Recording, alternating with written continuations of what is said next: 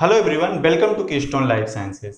Previous lecture में हम लोग आयन चैनल्स के बारे में बात कर रहे थे और वहां पे हम लोगों ने आयन चैनल्स के बारे में जो भी बेसिक कॉन्सेप्ट होता है उसकी स्टडी की। आयन चैनल्स कितने तरह के होते हैं, किस तरह से मॉलिक्यूल के ट्रांसपोर्ट को फैसिलिटेट करते हैं, इन सारी चीजों के बारे में हमने लास्ट लेक्चर में डिस्कस किया।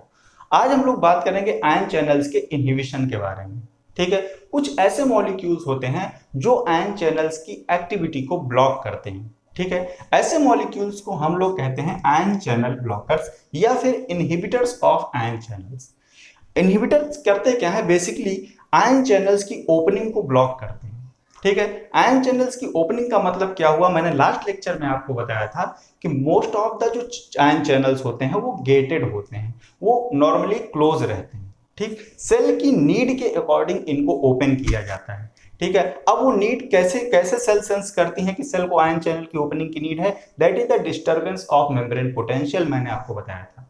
ठीक है, कुछ चैनल्स ऐसे होते हैं जो मेम्ब्रेन की पोटेंशियल को सेंस करते हैं, मतलब मेम्ब्रेन पोटेंशियल में अगर कोई डिस्टर्बेंस है तो उसको सेंस करके ओपन होते हैं, उसके रिस्पॉन्स में ओपन होते हैं और आयंस के ट्रांसपोर्ट को फैसिलिटेट करते हैं। इस तरह के चैनल को हमने आपको बताया था, इस तरह के जो भी चैनल्स होते हैं उनको वोल्टेज गेटेड आयन चैनल कहते हैं।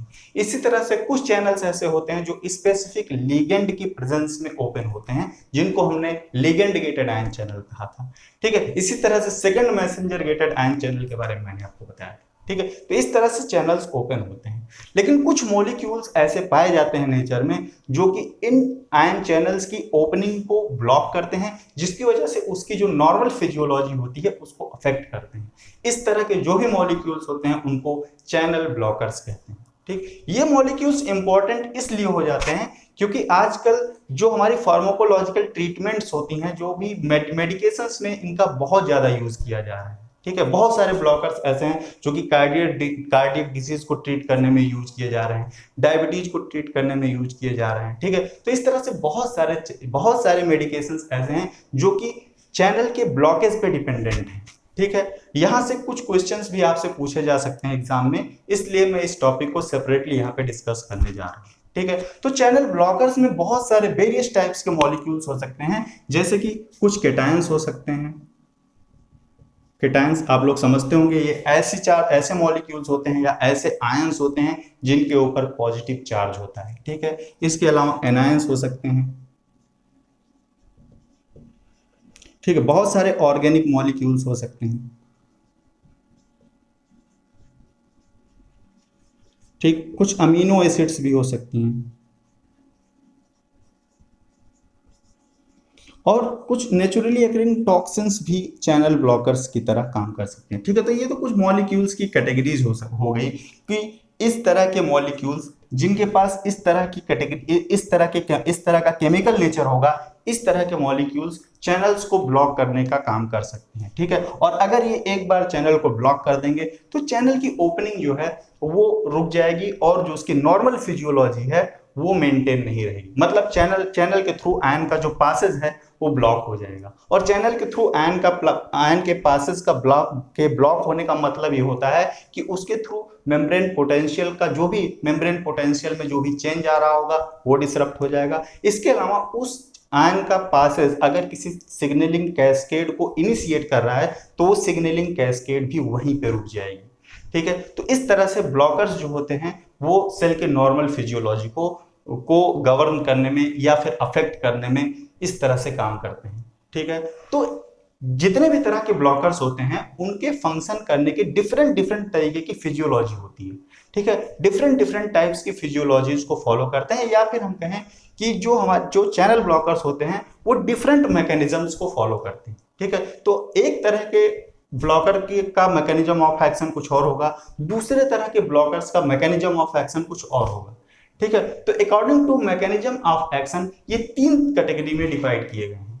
तो अगर हम बात करें कि चैनल ब्लॉकर्स किस तरह से काम करते हैं, या उनके मोड ऑफ एक्शन की बात करें, या फिर उनकी फिजियोलॉजी की बात करें, ठीक है, तो इस तरह से हम लोग चैनल ब्लॉकर्स को 3 कैटेगरीज में डिवाइड करते हैं। ठीक, एक तरह के चैनल ब्लॉकर्स वो होते हैं जो रिसेप्टर एंटागोनिस्ट की तरह काम करते हैं। ठीक, दूसरे कैटेगरी के जो चैनल ब्लॉकर्स होते हैं वो स्पेसिफिसिटी मॉलिक्यूल्स की कैटेगरी में आते हैं।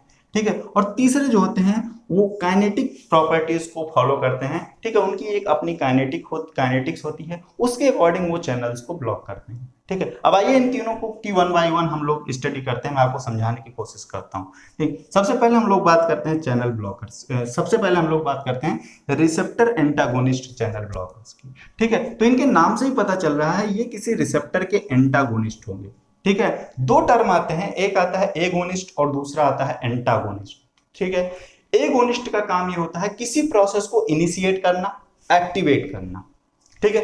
एंटागोनिस्ट का काम ये होता है किसी प्रोसेस को, चल रही प्रोसेस को या फिर किसी प्रोसेस को इनिशिएट होने से रोकना, ठीक है। तो ये रोकने का काम करते हैं बेसिकली, ठीक। तो ब्लॉकर्स हैं तो रोकने का काम करेंगे, ये रिसेप्टर एंटागोनिस्ट है, ठीक। तो अब ये किस तरीके से काम करेंगे, ठीक है, इसको समझने की कोशिश करते हैं। मैं जब आपको आयन चैनल्स का क्लासिफिकेशन बता रहा था तो मैंने आपको वहां पे बताया था कि जो आयन चैनल्स होते हैं उनमें से एक कैटेगरी ऐसी भी होती है जो कि लिगेंड गेटेड आयन चैनल्स होते हैं, ठीक। वो आयन चैनल्स किसी रिसेप्टर से के साथ में लिंक रहते हैं या फिर उन चैनल्स के पास एक ऐसी बाइंडिंग साइट पाई जाती है जहां से एक स्पेसिफिक मॉलिक्यूल आकर के जब बाइंड करता है तब उन चैनल्स का गेट ओपन होता है, ठीक है।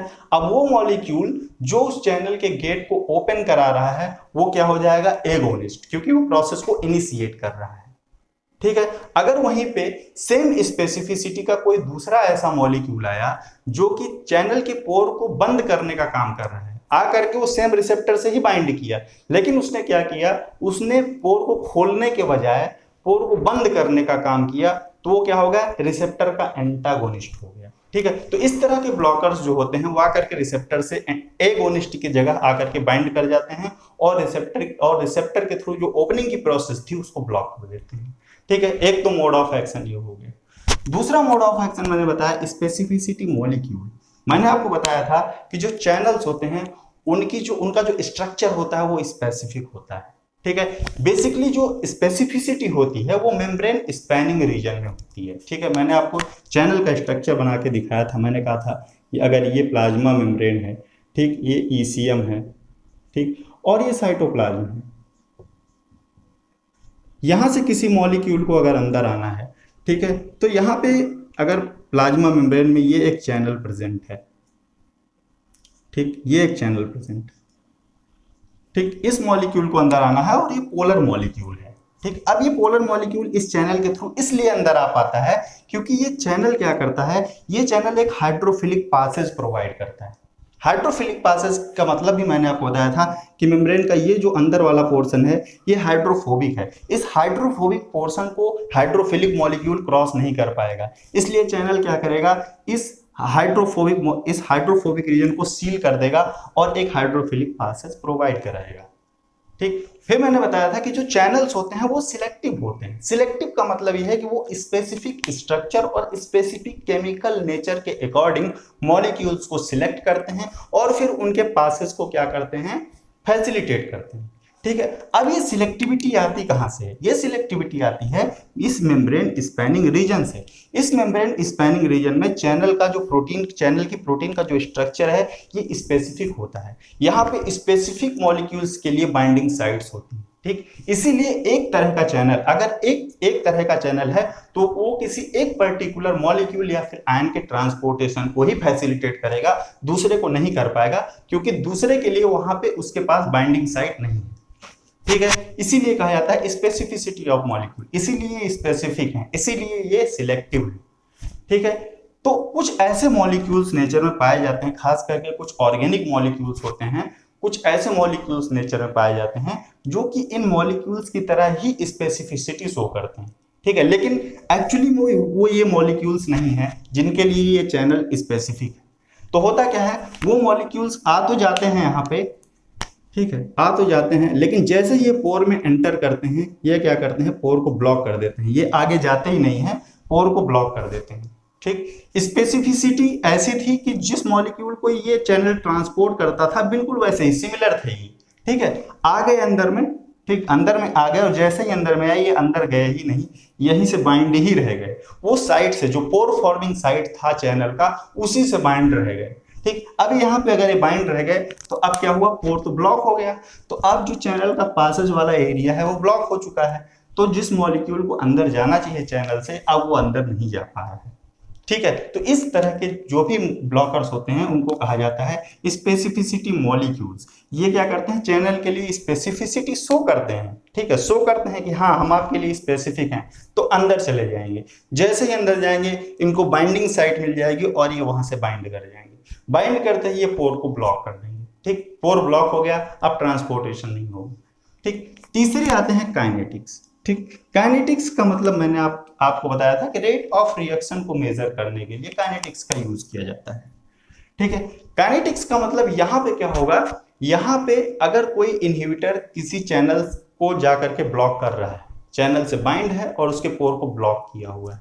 ठीक, तो जितनी देर तक वो इनहिबिटर उस चैनल से ब्लॉक है, उस जितनी देर तक वो इनहिबिटर उस चैनल से जुड़ा हुआ है, उतनी देर तक चैनल की जो ट्रांसपोर्ट करने की कैपेसिटी है वो ब्लॉक। जैसे ही वो इनहिबिटर वहां से हटा, ट्रांसपोर्ट करने की कैपेसिटी फिर से स्टार्ट हो जाएगी। ठीक, इस तरह की कैटेगरी वाले जो भी ब्लॉकर्स होते हैं उनका यूज किया जाता है एनेस्थीसिया में। ठीक है, लोकल एनेस्थीसिया के बारे में आपने सुना होगा। लोकल एनेस्थीसिया में होता क्या है, ठीक है, पर्टिकुलर लोकल एनेस्थीसिया में क्या होता है, उस पर्टिकुलर एरिया के जितने न्यूरॉन्स होते हैं उनको उनका जो है फेजिक इनहिबिशन किया जाता है। उस टाइम के लिए उनको इनहिबिट कर दिया जाता है। ठीक, न्यूरॉन्स का काम क्या होता है, नर्व इंपल्स का कंडक्शन सेंट्रल नर्वस सिस्टम तक। ठीक है, सेंट्रल नर्वस सिस्टम तक लेकर के जाते हैं, तब हमें सेंसेशन होता है। ठीक, तो होता क्या है, जब लोकल एनेस्थीसिया दिया जाता है तो उस पर्टिकुलर एरिया में जितने भी न्यूरॉन्स हैं वहां उन न्यूरॉन्स में क्या होगा, सोडियम चैनल्स होंगे। उन सोडियम चैनल्स को ब्लॉक कर दिया जाता है। वो सोडियम चैनल जैसे ही ब्लॉक होते हैं तो एक्शन पोटेंशियल का जो जनरेशन होता है वो रुक जाता है। ठीक है, तो अब उस कितने समय के लिए, अब लोकल एनेस्थीसिया थोड़े टाइम के लिए दिया जाता है, तो जितने टाइम के लिए लोकल एनेस्थीसिया दिया गया है, जितनी देर के लिए एनेस्थेसाइज करना होता है, जितना उसका ड्यूरेशन होता है, उतनी देर तक वो इनहिबिटर्स क्या होते हैं, उस सोडियम चैनल से बाइंड करके उसको ब्लॉक किए रहते हैं, जिसकी वजह से नर्व का इंपल्स जो है वो सेंट्रल नर्वस सिस्टम तक नहीं पहुंच पाता और हमें पेन नहीं होता है। ठीक है, तो लोकल एनेस्थीसिया में ही होता है। तो लोकल एनेस्थेटिक्स में सोडियम चैनल ब्लॉकर्स का यूज किया जाता है और वो काइनेटिक बिहेवियर को फॉलो करता है। जितनी देर तक वहां से इनहिबिटर बाइंड रहता है उतनी देर तक सोडियम चैनल्स ब्लॉक रहते हैं और हमें सेंसेशन नहीं होता है। जैसे ही एनेस्थीसिया का असर खत्म होता है, इनहिबिटर सोडियम चैनल को छोड़ देते हैं, सोडियम चैनल फिर से ओपन हो जाते हैं, नर्व इंपल्स फिर से चलने लगती है और हमको सेंसेशन का आभास होना शुरू हो जाता है। तो इस तरह से ये फिजियोलॉजी फॉलो करते हैं चैनल ब्लॉकर्स और इसका यूज किया जाता है डिफरेंट कैटेगरी के मेडिकेशंस में। ठीक है, अब हम लोग थोड़ा सा चैनल ब्लॉकर्स के टाइप्स के बारे में बात कर लेते हैं। ठीक है, अब जब हम टाइप्स की बात करेंगे तो इसमें बहुत सारे टाइप्स हैं और सबको डिफरेंट तरह की मेडिकेशंस में यूज किया जाता है और ये बहुत ही वाइड है। ठीक है, तो सारी चीजें यहाँ पे डिस्कस कर पाना थोड़ा सा मुश्किल है।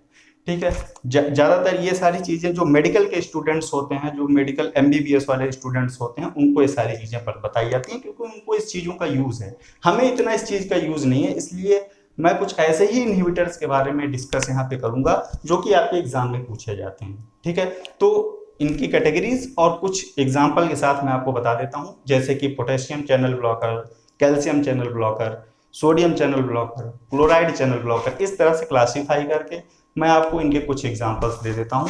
उसके बाद मैं क्वेश्चन पेपर को चेक करूंगा, उसमें मैं देखूंगा कि इनमें से कौन कौन से ज्यादा पूछे गए हैं। अगर मुझे वहां से कुछ मिलेगा तो उसके बारे में मैं सेपरेटली डिस्कस करूंगा। ठीक है, तो थोड़ा सा मैं टाइप्स के बारे में डिस्कस कर लेता हूँ।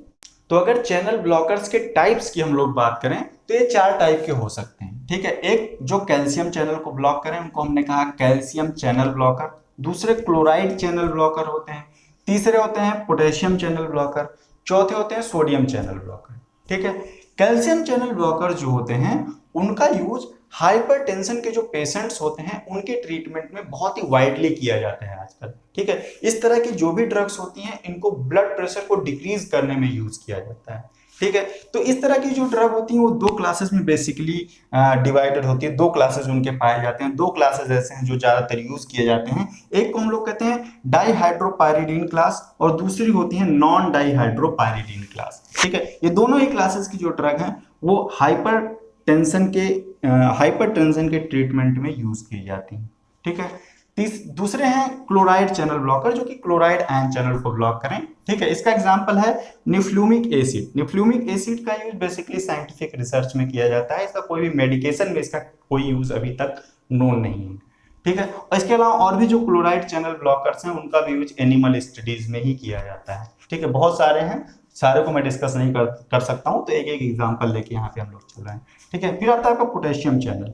ठीक है, पोटेशियम चैनल ब्लॉकर्स का भी यूज बहुत वाइड वैरायटी के मेडिकेशंस में किया जाता है, चाहे आप कार्डियक डिसीज की बात करें, चाहे आप किसी भी तरह के डिसीज में इसका यूज किया जाता है। यहाँ पे मैंने दो एग्जांपल्स, इंपॉर्टेंट एग्जांपल्स लिखे हुए हैं। एक मैंने लिखा सल्फोनिल यूरियाज और दूसरा ग्लिक्लाजाइड्स। ये दोनों ही एंटी डायबिटिक ड्रग्स हैं, इसका यूज डायबिटीज के ट्रीटमेंट में किया जाता है। ठीक है, ये पोटेशियम चैनल ब्लॉकर्स हैं। इसके बाद आता है सोडियम चैनल ब्लॉकर्स। ठीक है, ये इंपॉर्टेंट है, ये एग्जाम में आपको पूछा जा सकता है। एक सोडियम चैनल ब्लॉकर्स बेसिकली ये voltage gated sodium ion channel को ब्लॉक करने वाले कुछ नेचुरली अकरिंग टॉक्सिन्स का यहाँ पे मैंने एग्जांपल लिया है। एक है साक्सीटॉक्सिन, जिसको STX शॉर्ट में लिखा जाता है। ये पाया जाता है शेलफिश में पाया जाता है। ठीक है, और ये इंपॉर्टेंट है, आप लोग याद रखिएगा कहाँ पाया जाता है, ये चीज पूछा जा सकता है। और दूसरा है टेट्राडोटॉक्सिन, ये भी सोडियम चैनल ब्लॉकर है, basically voltage gated sodium channel blocker है। ये पाया जाता है पुफ्फर फिश में। ठीक है, तो ये कुछ एग्जांपल्स थे जो चैनल्स को ब्लॉक्स करते हैं। ये कुछ नेचुरली अकरिंग टॉक्सिन्स हैं, ये सारे कुछ ड्रग्स हैं जो कि चैनल्स को ब्लॉक करते हैं और जिनका यूज मेडिकेशंस में किया जाता है। ठीक है, तो ये तो कुछ एग्जांपल्स के साथ मैंने आपको ये बताने की कोशिश किया कि जो आयन चैनल्स होते हैं उनकी एक्टिविटीज को उनके इनहिबिटर्स के थ्रू हम लोग रेगुलेट कर सकते हैं और उसका यूज अप्लाइड बायोलॉजी में या फिर मेडिकेशंस में हम लोग कर सकते हैं। ठीक है, ये चीज यहाँ पे मैंने आपको समझाने की कोशिश की। ठीक है, तो इतना मुझे आपको बताना था चैनल ब्लॉकर्स के बारे में। ठीक, नेक्स्ट लेक्चर में जब हम लोग मिलेंगे तो हम लोग एक्वापोरिन्स के बारे में बात करेंगे, जो कि वाटर के लिए चैनल्स पाए जाते हैं मेम्ब्रेन में कहीं कहीं पे। मैंने आपको बताया था कि वाटर जो होते हैं वो डिफ्यूज करके अपने आप मेम्ब्रेन को डिफ्यूज करके जा सकते हैं, लेकिन कहीं कहीं पे ऐसा भी होता है कि वाटर डिफ्यूज करके नहीं जा पाता है, तो उसके लिए स्पेसिफिक चैनल नेचर ने वहां पे मेम्ब्रेन में इवॉल्व किए, जिनको एक्वापोरिन्स कहते हैं। ठीक है, ये इंपॉर्टेंट टॉपिक है, यहां से आपसे क्वेश्चन पूछा जा सकता है एग्जाम में, इसलिए मैं उसको सेपरेटली नेक्स्ट लेक्चर में डिस्कस करूंगा। ठीक है, तो इस लेक्चर को हम लोग यहीं पे फिनिश करेंगे, मिलते हैं नेक्स्ट लेक्चर में। तब तक आप लोग कीस्टोन लाइफ साइंसेज के साथ बने रहिए। Thank you for watching.